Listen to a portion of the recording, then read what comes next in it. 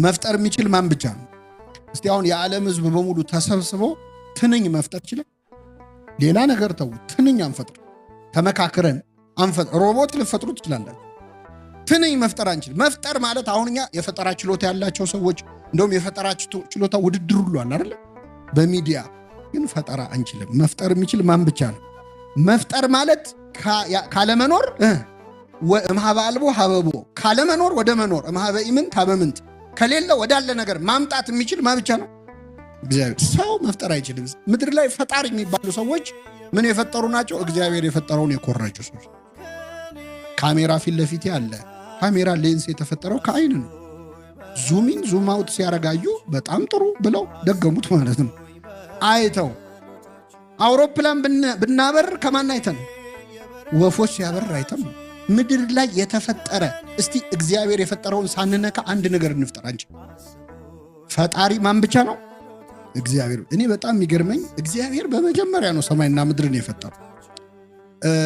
ዓለም ላይ አሁን ትልቅ ቴክኖሎጂ እንግዲህ በጥቂት ደቂቃዎች የዓለምን ዙሪያ መዞር የምንችልበት አውሮፕላንን የፈጠሩ ሁለት ወንድማማቾች ነበሯል። ሰምታችኋል? ዘራይት ብራዘርስ የሚባሉት 100 ጊዜ ነው የሞከሩ እና ጠዋት ጠዋት ይነሳሉ፣ ይበራል፣ ይከሰከሳል። ጋዜጠኞቹ ያሾፉባቸዋል።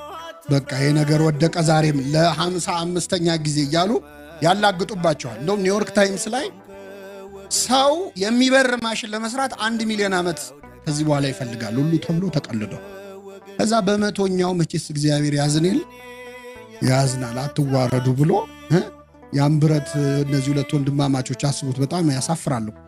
ማለት በረራ ብለ ሰው ጠርተ እዩልኝ ብለ ተመልካች እያየ ክስክስ ሲል ሞራልህም በዛው ክስክስ ይላል አይደል?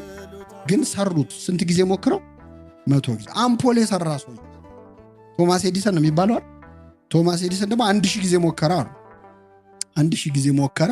ብልጥ ነው ደግሞ። ሞራሉን ሲጠብቅ ምን አላሉ? እውነት ከሆነ እንጃ። ሞራሉን ሲጠብቅ 1000 አምፖል የማይሰራባቸው መንገዶች ተምሬያለሁ አለ። ጎበዝ ነው አይደል? እንደዚህ ነው መጽናናት። በሉ ከዚህ በኋላሽ ስንት የሞከረ ቶማስ ኤዲሰን አምፖል ለመስራት ስንት ጊዜ ፈጀበት? ዘራይት ብራዘርስ ፕሌን ለመስራት ስንት የፈጀበት? እግዚአብሔር ግን በመጀመሪያ ሰማይና ምድር ፈጠረ። እግዚአብሔር ፈጥሮ የጣለው ሰማይ አለ ወይ? እግዚአብሔር አልበር ብለው የጣላቸው ወፎች አሉ? የከሸፈ በረራ አለ? እግዚአብሔር አልበራ ብሎት የጣላቸው ከዋክብት አሉ ወይ? የጠፉ እንደ አምፖል ማለት ነው። አልሰራ አሉኝ ብሎ ማለት በመጀመሪያ ነው እግዚአብሔር ሰማይና ምድርን የፈጠረው። ቀስ በቀስ ሞክሮ የፈጠረው ነገር የት ነው? አሁን እኮ አውሮፕላን ለመብረር ስንት መመሪያ ተሰጥቶት አኮብኩቦ ተነስቶ ወፎችን ማን ነው መመሪያ ሰጥቶ ያስነሳው? ይብረሩ አለ፣ በረሩ። እሱ ብሏልና ሆኑ፣ እሱ አዟልና ተፈጠሩ ይላል። እግዚአብሔር በቃሉን ያበረራቸው አንዴ ብሎ ማለት። የትኛዋ ፀሐይ ነች አልበራ ብላ ፊውዝ እንትን ብሎ ተቃጥሎ ነው የተባለው ማለት። እግዚአብሔር በመጀመሪያ ሰማይንና ምድርን ምን አለ? ፈጠረ። ካህሊነቱን እንድናየው ነው፣ የመፍጠር ችሎታው እንድናየው ነው። ፈጣሪ ማን ብቻ ነው? እግዚአብሔር ብቻ ነው። እግዚአብሔር በመጀመሪያ ሰማይንና ምድርን ፈጠረ። ምድርም ምን ነበረች? ባዶ ነበረች፣ አንዳች አልነበረባትም ይላል። በጣም ይገርማቸዋል። ምድር ባዶ ነበረች፣ አንዳችም አልነበረባትም። ይችን ምድር እግዚአብሔር በሐልዮ በነቢብ በገቢር በእርሱ ድንቅ ሥራ ሞላት። አሁን የምናያት መሬት እውነት ባዶ የነበረች ትመስላለች? ስታዩት አትመስልም፣ ግን ባዶ ነበረች። ይገርማል። የሆነ ሰዓት ላይ ምድርም ባዶ ነበረች፣ አንዳችም አንድ ነገር አልነበረባትም። ምድር እግዚአብሔርን የሞላት አንድም ነገር አልነበረም። ዛፍ አልነበረም። ምንድን ነው የነበረው ምድር ላይ? አናውቅ። ሙሴም አላወቀ እንኳን እኛ። እግዚአብሔር ግን ያውቃል። ምድር ባዶ ነበረች፣ አንዳች ነገር አልነበረባትም። ስለዚህ ሞላት፣ ምድርን በሳር ሞላት፣ በአበባ ሞላት፣ አስጌጣት። በከዋክብት ሰማይን አስጌጠ። እንስሳትን ሰዎችን ፈጠረ። አሁን በዛን ቢሊዮን ደረስን። ብዙ ተባዙ፣ ምድርን ሙሉ እስከ ማለት ደረሰ እግዚአብሔር። እንዲህ ሙሉ ሆና ስላገኘናት ነው እንጂ ግን ምድር የሆነ ጊዜ ምንድን ነበረች? ባዶ ነው። ጌታችን መድኃኒታችን ኢየሱስ ክርስቶስ በንግግር እንደሚፈረድብን ነግሮናል። በማቴዎስ ወንጌል ምዕራፍ 12 ቁጥር 36 ላይ ማንም ሰው ስለሚናገረው ነገር ሁሉ በፍርድ ቀን መልስ ይሰጥበታል ብሏል። ማንም ሰው ስለሚናገረው ነገር ሁሉ በፍርድ ቀን መልስ ይሰጥበታል። ስለዚህ ንግግሮቻችን ተመዝነው በፍርድ ጊዜ ይታያሉ ማለት ነው። እግዚአብሔር አንድ በቀኝ ለመቆምና በግራ ለመቆም አሁን እኛ ብዙ ጊዜ አንዳንድ ሰው አለመስረቁን፣ አለማዋሹንቱን፣ ጣዖት አለማምለኩን፣ አለማመንዘሩን፣ የሰው ገንዘብ አለመመኘቱን ሊያይ ይችላል። ግን ስለሚናገረው ነገር በፍርድ ቀን መልስ እንደሚሰጥበት ማወቅ አለበት። በንግግሩ ሰው ይፈረድበታል። በቀኝና በግራ በመቆም ጉዳይ ላይ ውሳኔን የሚወስን ተጽዕኖ የሚያሳድር ነገር ነው። ማን? ንግግር። እምቃልከ ትጸድቅ ወእምቃልከ ትትኮነን፣ ከቃል የተነሳ ትድናለህ፣ ከቃል የተነሳ ይፈረድብሃል ብሏል። ሌላው ቢቀር በልቡናችን ቅኖች በሆነን እንኳን በአንደበታችን ክፉ እየተናገርን ነው ብለን ብናስብ እሱም ቢሆን ያስፈርዳል። ልቡም አፍም እኩል ነው ማመን ያለባቸው። እስመ እምተረፈ ልብ ይነብብ አፍ፣ አፍ የሚናገረው ከልብ ሞልቶ የተረፈውን ነው ብሎ ጌታ በቅዱስ ማቴዎስ ወንጌል ምዕራፍ 15 ላይ እንደነገረን አፍ የሚናገረው ከልብ ሞልቶ የተረፈውን ነው። ስለዚህ እኔ አፌ ነው የሚለፈልፍ እንጂ ልቤ ቅን ነው፣ ልቤ እኮ ደግ ነው ማለት አይቻልም። ልብ ያተረፈውን ነው። አሁን ከአንድ ማሰሮ ውሃ ብንቀዳ ውስጡ ውሃ ስላለ ነው። ከአንድ ማሰሮ ወተት ብንቀዳ ውስጡ ወተት ስላለ ነው የምንቀዳው። ከአንድ ማሰሮ ጠጅ ቢቀዳ ወይን ቢቀዳ ወይን ስላለ ነው። ከአንድ ስልቻ ወይም ደግሞ ቋጠሮ ነገር ስንዴ ብናወጣ ውስጡ ስንዴ ስለጨመርንበት ነው። በቆሎ ከቆነጠርን ውስጡ ላይ በቆሎ አስቀምጠናል ማለት ነው። በሳጥን ውስጥ ወርቅ ካገኘን ከላይ ወርቅ ካነሳን ውስጡ ወርቅ አስቀምጠናል ማለት ነው። ሳጥን ውስጥ ያላስቀመጥነው ነገር በሳጥኑ ከንፈር ላይ ስንከፍት ሊገኝ አይችልም። በውስጥ ያለው ነገር በአንደበት ወጥቶ ይፈሳል። ስለዚህ ንግግራችን ማንነታችንን የሚገልጽ ነው ማለት ነው። ማንነታችንን የሚገልጽ ነው እና ተጠንቅቀን በያዕቆብ መልእክት ምዕራፍ 1 ላይም ሲናገር አንደበት እሳት ናት ብሎ ይናገራል። ያዕቆብ በመልእክቱ አንደበት እሳት ናት። እንግዲህ ትንሽ እሳት ሀገርን ታቃጥላለች ይላል። እንግዲህ እንደምታውቁት አንድን በረሃ ትንሽ ክብሪት ታቃጥለዋለች። ምላስ በጣም ትንሽ ናት፣ ከአካል ሁሉ ያነሰች ናት። ከአካል ሁሉ ያነሰች ስትሆን እንዳልኳችሁ ግን አገር ታጠፋለች። ሙሉ አንድ አገር የግብፅን በኩር ሰው በሙሉ የገደለው መኑ ውእቱ እግዚአብሔር ከመ እስመዖ ብሎ የተናገረ ያንድ የፈርዖን ምላስ ናት። ግብፅን በሙሉ ያነደደችው ማለት ነው። አሳውን ያጠፋችው፣ ውሃውን ወደ ደም የለወጠችው፣ የእንስሳት በኩር ሁሉ እንዲያልቅ ያደረገችው፣ የሰው በኩር ሁሉ እንዲሞት ያደረገችው ያንድ አመፀኛ ሰው የፈርዖን ምላስ ነው።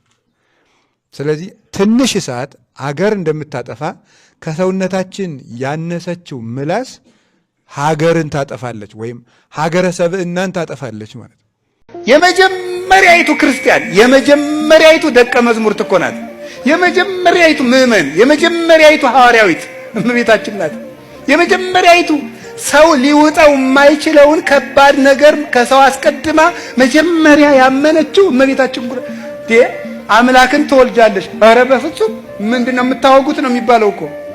ይሄም አይደረግ ነገር ነው። አምላክን ሰው አይወልደውም ሳትል ኧረ እኔ ወንድ ሳላውቅ እንዴት ይሆናል ይሄ ነገር? ለእግዚአብሔር የሚሳነው ነገር የለም ብሏታል። አዎ ለእግዚአብሔርስ የሚሳነው ነገር የለም። እሺ አለች። እንዴ እዚያ በፊት እኮ አምላክን ሰው ወልዶት አያውቅም፣ አይታ አታውቅም፣ ሰምታ አታውቅም። ዘካርያስ እኮ አብርሃም ካረጀ በኋላ ወልዷል የሚለውን ስብከት እያወቀ አንተ ተወልዳለህ ሲለው ማመን አቅቶታል። ድንግል ማርያም ግን ተደርጎ የማያውቅን ነገር ለመጀመሪያ ጊዜ ያመነች የእምነት መሰረት ናት እመቤታችን።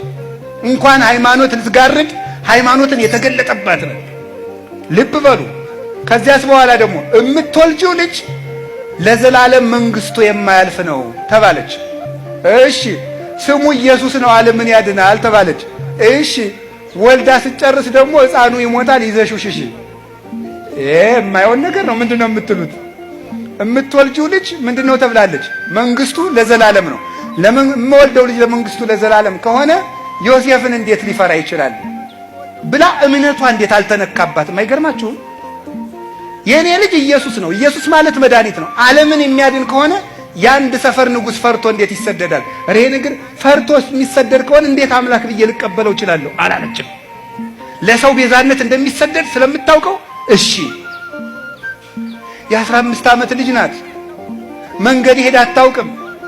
ሀገር አታውቅም። ሴት ናት፣ ልጅ ናት። በ15 ዓመቷ ልጅ አዝለሽ ግብፅ ሂጂ። እንዴት ያለ መከራ ነው እናንተ!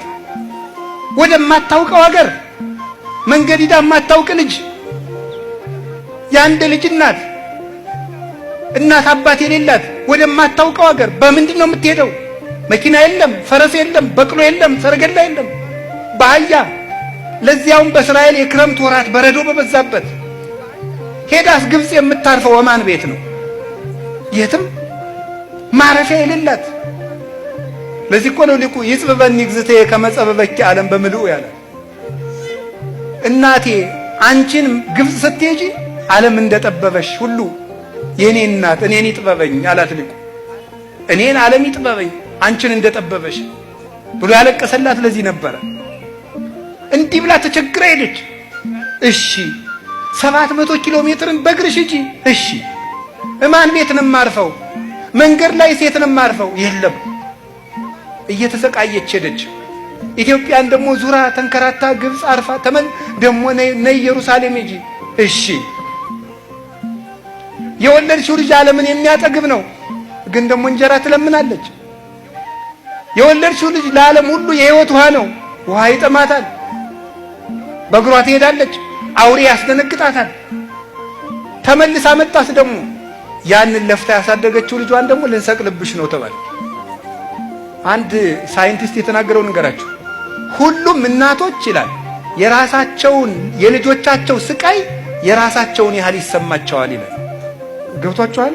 እስኪ በሉ አንዴ ሁሉም እናቶች በሉ። የልጆቻቸው ስቃይ የራሳቸውን ያህል ምን ይላቸዋል? ይሰማቸዋል። ገብቷችኋል ምን ማለት እንደሆነ? ምን ማለት በትክክል አሁን አንድን ሕፃን ልጅ ከእናቱ ፊት መርፌ ብትወጉት መርፌው ወደ ራሷ ሰውነት የገባውን ያህል ያማታል እናቲቱ።